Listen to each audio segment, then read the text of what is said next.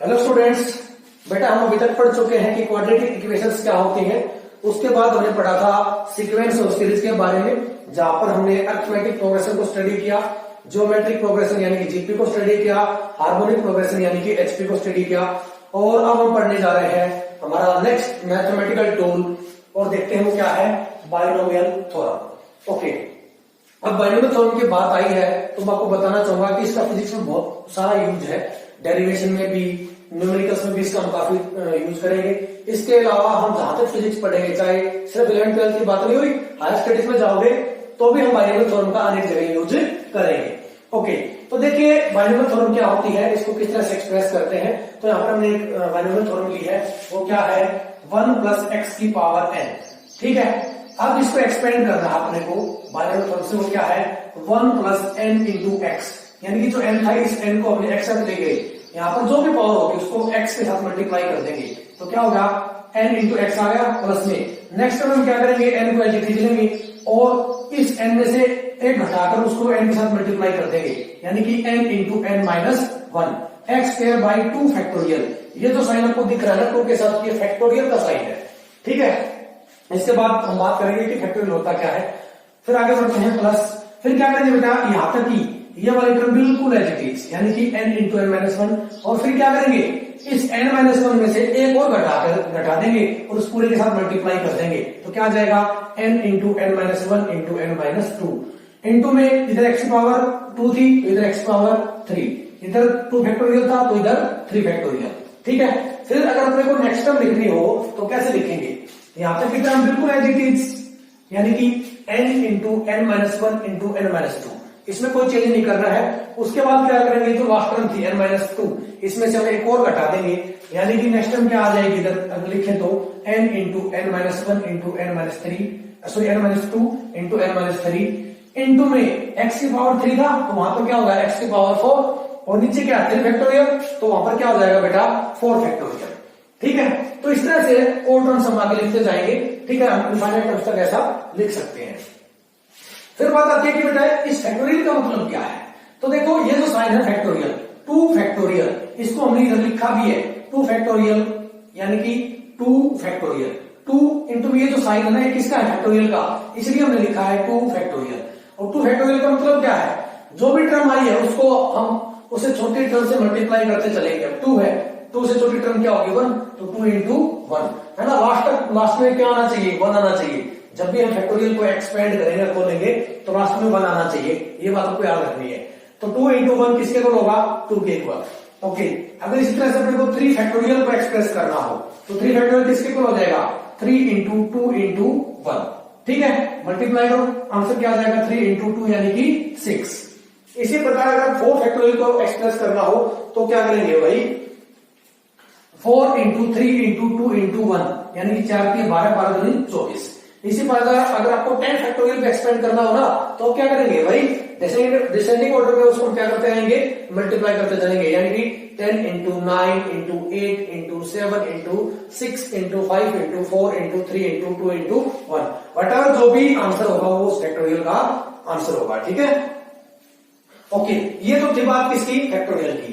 अब देखो जनरल जो बाइनोमियल थ्योरम थी उसको नया एक्सप्रेस कर दिया, लेकिन हम फिजिक्स में इसका यूज नहीं करेंगे, इतना बड़ा कहीं पर यूज आपको देखने को नहीं मिलेगा, खासतौर पर 11th-12th के अंदर। तो यहाँ पर एक स्पेशल केस आता है बाइनोमियल थ्योरम का, जिसका हम ज्यादातर समय यूज करते हैं। वो स्पेशल केस क्या है, हमें वही याद रखना है और वही मैं आपको बताने जा रहा हूं। वो क्या बेटा, इफ मोड ऑफ एक्स या magnitude of x is very small, अगर एक्स का मैग्नीट्यूड यानी कि जो भी वैल्यू इधर लिखी है ये एक्स 1 + x, अगर ये एक्स बहुत छोटा हो, that is magnitude of x is less than 1। ठीक है, यानी कि एक्स का मैग्नीट्यूड अगर 1 से बहुत ज्यादा छोटा हो तो क्या करेंगे हम, then higher powers of x can be neglected, तो एक्स की हायर पावर्स को हम नेग्लेक्ट कर देंगे। ठीक है, यानी कि ऐसे समझो, अगर एक्स की वैल्यू, मोड ऑफ एक्स की वैल्यू 1 से छोटी है, जैसे कि मान लो फॉर एग्जांपल 0.2 है। ठीक है बेटा, अगर इसमें हम पावर लेते हैं, इसको मल्टीप्लाई, सॉरी इसकी पावर ले लिया हमने 2, यानी कि हम इसका स्क्वायर कर रहे हैं। अब 2 का स्क्वायर क्या होता है, 4। ठीक है, लेकिन जब इसको ये इधर क्या है 0.2, जब इसको आप खोलेंगे तो इसका आंसर आएगा 0.04। ठीक है, अगर किसी को डाउट हो तो आप करके देख सकते हो। स्क्वायर निकालना आता होगा, कैसे निकालते हैं, इस टर्म को 2 बार मल्टीप्लाई कर दो, 0.2 इंटू 0.2 कर लो तो क्या आ जाएगा 0.04। अगर और भी बड़ी पावर लेते हैं, फॉर एग्जांपल 0.2 ले लिया और पावर क्या ले ली हमने 3, तो क्या हो जाएगा बेटा 0.008। ठीक है, अब देखो ये टर्म छोटी थी लेकिन ये टर्म इससे भी छोटी है, अगर इसी प्रकार मैं इस पावर के 3 की जगह 4 ले लूं तो ये रिजल्ट और छोटा हो जाएगा, यानी कि जैसे जैसे हम उसकी पावर बढ़ाएंगे, ठीक है, रिजल्ट उतना ही छोटा होता चला जाएगा। तो उस टाइम पर हम क्या करेंगे, जो x की हायर पावर्स होंगी उसको हम नेगलेक्ट कर देंगे, यानी कि तुम दिख रहा है ना x square, x cube, x की पावर 4, इन सबको नेगलेक्ट कर देंगे, और जब ये टर्म नेगलेक्ट होगी तो पूरी की पूरी टर्म नेगलेक्ट हो जाएगी, ये भी नेगलेक्ट, ये भी नेगलेक्ट, नेक्स्ट में सारी की सारी नेगलेक्ट हो जाएंगी। तो इसलिए हमने क्या लिखा है 1 प्लस एक्स की power n is equal to 1 plus n into x. लेकिन ये तभी पॉसिबल है कब, only if magnitude of x is very very less than 1। अगर x का मैग्नीट्यूड 1 से बहुत छोटा है तो बाइनोमियल थ्योरम को हम सिर्फ x की पावर 1 तक ही एक्सपेंड करेंगे। ठीक है, वो क्या है 1 plus x is equal to 1 plus n into x. दूसरी चीज आपको यह ध्यान रखनी है कि स्टार्टिंग में इधर क्या दिख रहा है आपको 1, इधर क्या दिख रहा है 1, तो बाइनोमियल थ्योरम के अंदर जब भी हम इस डेरिवेशन में यूज करेंगे या न्यूमेरिकल में यूज करेंगे तो इसको क्या कर देंगे, जो भी फर्स्ट टर्म होगा इसको 1 बना देंगे, इधर भी 1 है इधर भी 1 है, ये बात आपको याद रखनी है। ठीक है, ज्यादातर अपना यही रिजल्ट आता है बेटा, ये बहुत ही इंपॉर्टेंट रिजल्ट है फिजिक्स के हिसाब से देखें तो। मैथ में तो कर इसके ऊपर बहुत ज्यादा लंबा चौड़ा टॉपिक हो जाता है, लेकिन हम मैथमेटिक्स स्टडी नहीं कर रहे और ना ही इससे ज्यादा हमारे फिजिक्स में इसका कोई खास यूज है, तो आपको मुख्यतः ये रिजल्ट याद रखना है। लेकिन साथ में कंडीशन पता होनी चाहिए कि जो ये रिजल्ट कब पॉसिबल है, जब एक्स का मैग्नीट्यूड 1 से बहुत ज्यादा छोटा हो। अगर एक्स का मैग्नीट्यूड 1 से बड़ा है तो उस टाइम पर इतना एक्सपेंड नहीं करेंगे, इसको हमें ज्यादा एक्सपेंड करना होगा। ठीक है, लेकिन अपने उसका यूज नहीं है, अपने ज्यादातर किसी का यूज है। आप जहां पर भी देखोगे ना, डेरिवेशन में देखो, न्यूमेरिकल में देखो, तो आमतौर पर आपको जो x की वैल्यू है हमेशा 1 से कम ही मिलेगी ज्यादातर। ठीक है, मैं 100% नहीं कर सकता, लेकिन 99.9% आपको ऐसा ही मिलने वाला है। ठीक है बेटा, तो ये थे हमारी बाइनोमियल थ्योरम। आओ अब इस पे हम कुछ क्वेश्चंस अटेम्प्ट करते हैं। तो बेटा देखिए, आपका फर्स्ट क्वेश्चन क्या है, 1.02 और पूरे की पावर 5, इस टर्म को हमें बाइनोमियल थ्योरम की हेल्प से क्या करना है, सोल्व करना है। ओके, तो देखो जो बाइनोमियल थ्योरम जो अपनी जनरल थ्योरम पढ़ी थी वो क्या थी, 1 प्लस एक्स की पावर n, लेकिन इधर तो सिर्फ एक ही टर्म है। लेकिन ध्यान से देखो, क्या हम इसको ऐसे नहीं लिख सकते, 1.02 है तो इसको ऐसे लिखा जा सकता है 1 प्लस 0.02 और पूरे की पावर 5। अब देखो कुछ ऐसा बन गया कि सर पहली टर्म तो 1, ये 1 होनी ही चाहिए, और दूसरी टर्म क्या आपको x। ठीक है, तो ये 0.02 किसका काम कर रहा है, यहाँ पे x का काम कर रहा है। और दूसरा हमने क्या कहा था, जो भी एक जनरल रिजल्ट जो फिजिक्स में यूज करते हैं उसमें क्या होना चाहिए, x की वैल्यू 1 से बहुत छोटी। तो देखो इधर वो कंडीशन सेटिस्फाई हो रही है, क्या है 0.02 है जो कि 1 से बहुत छोटा है। तो अब यहाँ पर इसको सोल्व करेंगे तो 1 प्लस एक्स की पावर n किसके इक्वल होता था, 1 प्लस n इंटू एक्स। तो x का काम तो कर रहा है 0.02 और n का काम कौन कर रहा है 5।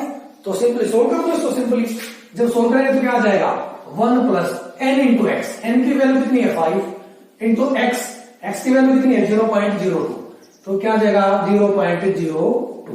जब इसको सोल्व करेंगे तो क्या बन जाएगा बेटा, ये 1 प्लस, इसको सोल्व करो 5 10 यानी कि 0.1 कह सकते हैं, है ना। तो क्या आ गया आंसर 1.1। ठीक है, तो इस तरह से हम क्या करेंगे, उसको एक्सपेंड करेंगे। दूसरा क्वेश्चन भी देखते हैं, कुछ ऐसा ही है, अंडर रूट ऑफ 0.99। इधर भी देखो तो अंडर रूट ऊपर से एक ही सिंगल टर्म और वो भी क्या है 0.99। तो देखो इसको हम कैसे एक्सपेंड करेंगे बेटा, क्या इसको हम ऐसे लिख सकते हैं 0.99 और पूरे की पावर 1/2। यस, कोई दिक्कत नहीं। तो n की वैल्यू तो हमें पता चल गई कितनी है 1/2, और 0.99 को क्या ऐसे नहीं लिखा जा सकता, 1 माइनस 0.01 और पूरे की पावर कितनी 1/2। ठीक है, जब इसको सोल्व करेंगे तो आंसर वही आएगा 0.99 ही आएगा, तो कोई फर्क नहीं पड़ा। ठीक है, अब देखो लेकिन क्या ये टर्म x का काम कर रही है, यस सर कर रही है, तो सामने क्या x का होना चाहिए 1 से बहुत छोटा, तो वो भी है, लेकिन एक साइन क्या आ गया माइनस, तो माइनस साइन से कोई फर्क नहीं पड़ेगा, बस आंसर में भी क्या आ जाएगा माइनस प्लस की जगह पे। तो क्या हो जाएगा, जैसे देखो 1 minus n into x, n की वैल्यू 1/2, x की वैल्यू 0.01। ठीक है, इसको सोल्व करो क्या आ जाएगा 1 माइनस, इसको जब सोल्व करोगे इस वाले टर्म को तो आंसर आएगा 0.005 यानी कि 0.995। ये आपका क्या होगा आंसर। ठीक है, तो कोई भी क्वेश्चन ऐसा हो उसको हम बाइनोमियल टर्म से एक्सपेंड कर सकते हैं फैक्टर से डिवाइड करके। एक क्वेश्चन और देखते हैं, लिखा है √65। तो √65 को कैसे लिखा जा सकता है? 65 की पावर 1/2। ठीक है, क्योंकि अंडर है तो अंडर का तो 1/2। ओके, अब देखो 65 है सिंगल टर्म, हमने क्या कहा था पहले टर्म क्या होनी चाहिए 1, तो क्या ऐसे लिख सकते हैं इसको 1 + 64। ठीक है, पूरी की पावर 1/2। ठीक है, इसका कारण भी है क्योंकि जो 64 है ये किसका है? 65 के आसपास कंप्लीट स्क्वायर क्या होता है? 64 किसका है? 8 का। ठीक है, लेकिन हमने क्या कहा था सर, इधर तो x की पावर कितनी आ गई 64, 64, लेकिन हमने क्या कहा था इधर तो वैल्यू क्या आनी चाहिए 1 से छोटी। ठीक है, अगर मैं 1 से छोटी टर्म यहां ले लेता हूं तो क्या कुछ ऐसा नहीं हो जाएगा? ये 64 बाहर लो, 64 बाहर लिया तो क्या आ गया बेटा अंदर 1/64 प्लस में 1 और पूरे की पावर 1/2 और बाहर भी क्या होगी 64 की पावर 1/2। ठीक है, क्या हम इसको ऐसे लिख सकते हैं? फर्दर देखो 64 यानी कि 8 की पावर 2 और पूरे की पावर 1/2। ठीक है, 64 है बेटा तो 8 की पावर 2, 8 64 इंटू में। अब देखो क्या इसको ऐसे उठा करके लिखते हैं, कोई फर्क पड़ेगा? नहीं पड़ेगा। 1/1/64 और पूरी की पावर 1/2, इससे कोई फर्क आया क्या? बिल्कुल भी नहीं आया। तो चलो क्या दिक्कत, आगे बढ़ते हैं। अब जब इसको खोलेंगे, इस ब्रैकेट को हटाएंगे यहां से, तो ये जो 2 पावर थी इसको काट देगी, तो आंसर में क्या बचेगी इधर 8। ठीक है, 8 बचेगा, साथ में क्या बच रहा है 1 + 1/64, 1 + 1/64 और पूरे की पावर क्या है 1/2। अब देखो ये टर्म बन गई 1 + x, यहाँ पर 1/64 है, किसका काम कर रहा है x, और 1/64 है यानी कि 1 से बहुत ज्यादा छोटा। तो आंसर क्या हो जाएगा 1 + n × x के इक्वल। सोल्व करो, क्या करेंगे 8 एज इट इज, आगे फिर 1 as it is, 1 + n, n की वैल्यू क्या है 1/2 इंटू में x की वैल्यू क्या है 1/64, तो सोल्व कर देंगे। ठीक है, सोल्व करो क्या आएगा, इधर लिख रहा हूं बच्चे 8 एज इट इज अंदर ब्रैकेट में 1 + 1/128। जब एलसीएम लेके इसको सोल्व करेंगे तो ये क्या बन जाएगा बेटा 8 इंटू में 129/128। ठीक है, इसको जब आप सोल्व करेंगे तो ये आंसर आ जाएगा। इसको काट सकते हो, 8 से इसको काटोगे तो कितने पे कट जाएगा 8 एकम 8, 16 में कट जाएगा, 8 से 48, 4 बचेंगे ना, 8 एकम 8, 12 में से 8 गए 4 बचे, फिर 8 है तो 8 का 48, 16 पे कट जाएगा, क्या हो जाएगा 129/16। ठीक है, जब इसको सोल्व करोगे तो इसकी वैल्यू आएगी 8.0625। ये इसका कुछ आंसर होगा। ठीक है, आप अपने आप सोल्व करके देख सकते हैं, कोई डाउट होगा पूछ सकते हैं। ठीक है, तो ये हमने कुछ 3 एग्जांपल किए हैं, 1-2 एग्जांपल और देखते हैं आपके, ताकि टॉपिक और अच्छे से क्लियर हो जाए। तो बेटा नेक्स्ट एग्जांपल देखते हैं, यानी कि एग्जांपल नंबर 4 क्या है, bx = b centre × r³ upon r² + x² और पूरे की पावर 3/2। ये चीज अपने को गिवन है, दी गई है।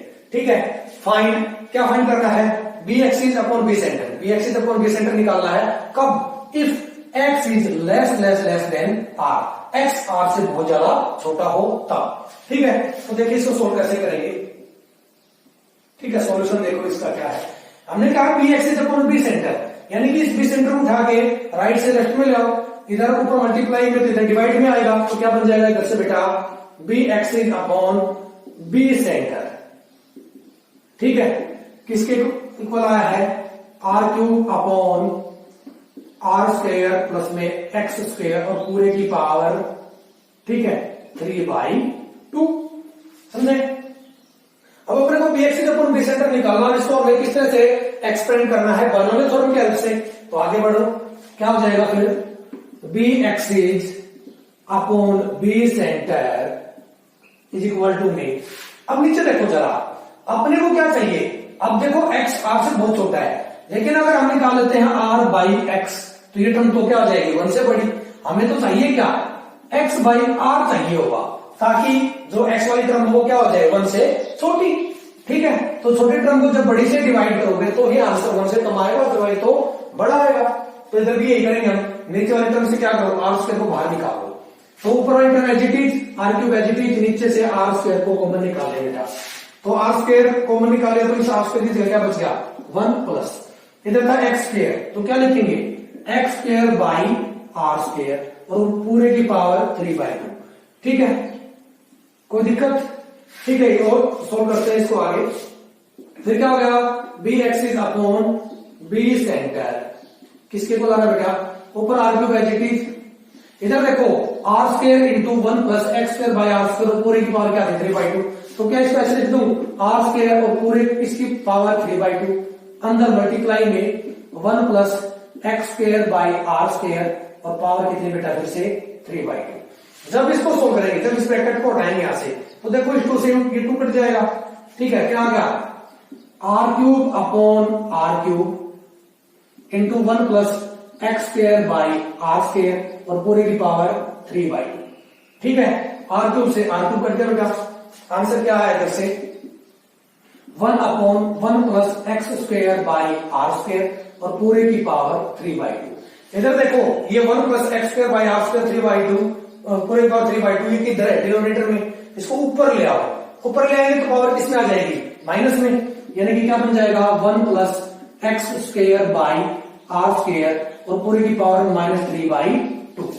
अब देखो x जब r से छोटा होगा तो ये जो टर्म है, ठीक है, ये क्या होगी 1 से बहुत ज्यादा स्मॉल, और बहुत ज्यादा स्मॉल होगी तो हम क्या करेंगे फिर से वही 1 प्लस nx, तो यानी कि 1 एडजेक्टिव प्लस। ठीक है, फिर लगेंगे l n कितना है -3/2 इंटू में x कितना है x square by are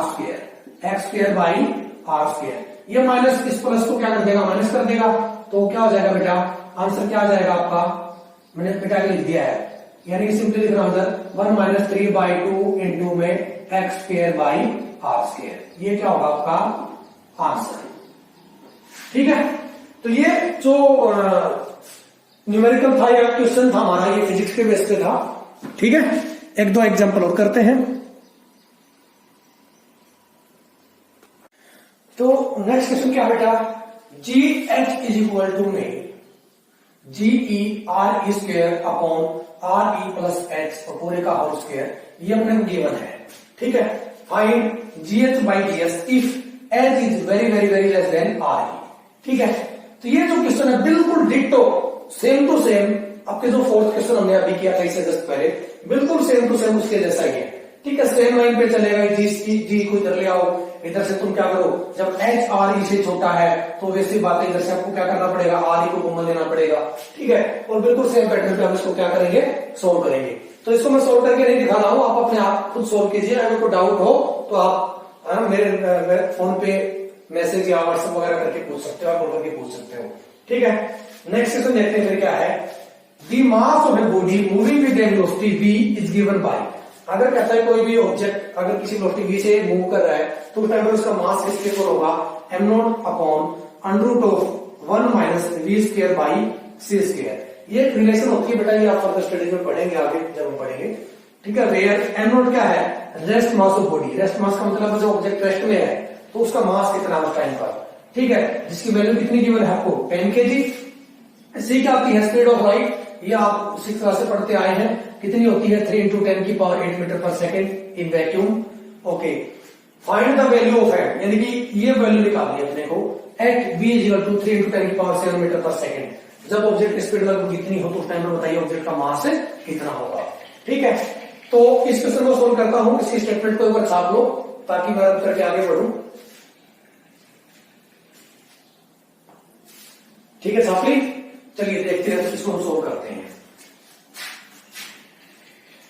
okay, सबसे पहले से जो की पॉइंट्स उसको ऊपर ले लेते हैं। यहां पर क्या क्या गिवन है, ये सॉल्यूशन है 6th क्वेश्चन का। क्या गिवन है, इधर m0 की वैल्यू कितनी है 10 kg।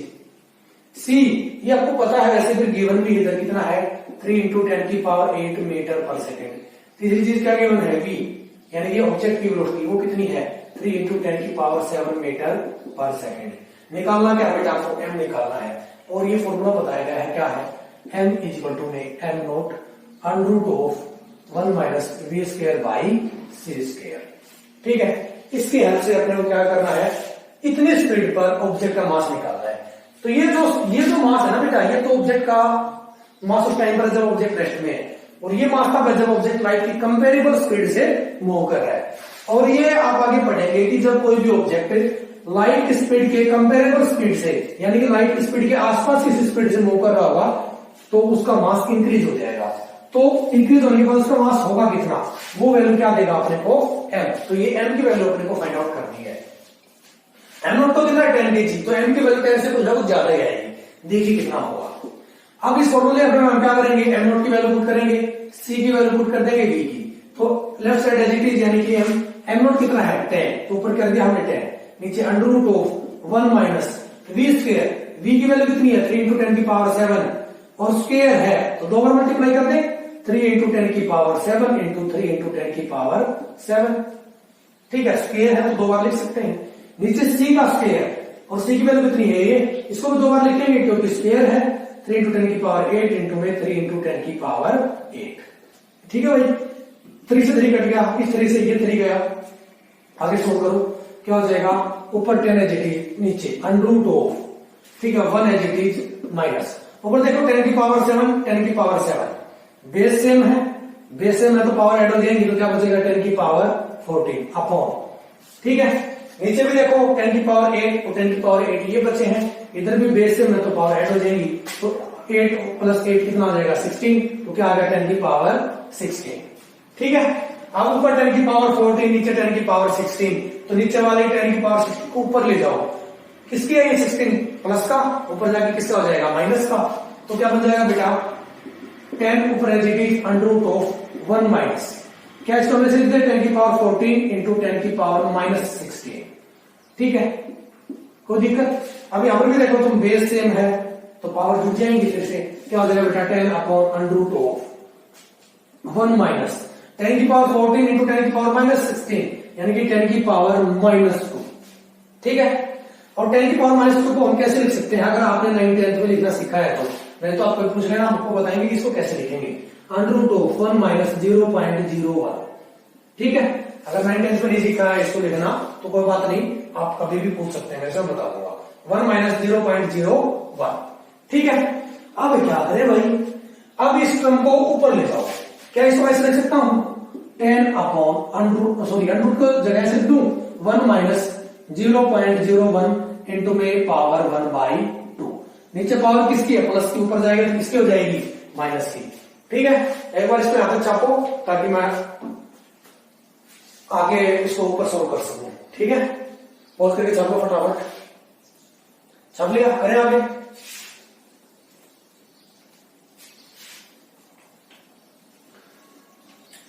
क्या आ गया बेटा m इज इक्वल टू में 10 ऊपर नीचे क्या आएगा 1 माइनस 0.01 ऊपर की पावर 1/2।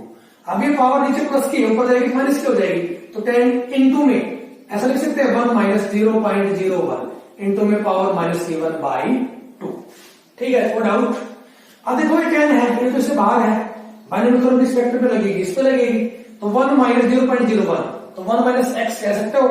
अब ये x क्या होना चाहिए 1 से छोटा, तो दिख रहा आपको 1 से छोटा है, तो सोल्व करो 10 इज इट 1 माइनस nx आएगा, तो n की वैल्यू कितनी है -1/2 इंटू में x कितना है 0.01। ठीक है, सोल्व करो 10 इज इट बाहर, अंदर क्या बन जाएगा 1 माइनस माइनस प्लस, इसको सोल्व करोगे तो क्या बन जाएगा बेटा 0.005।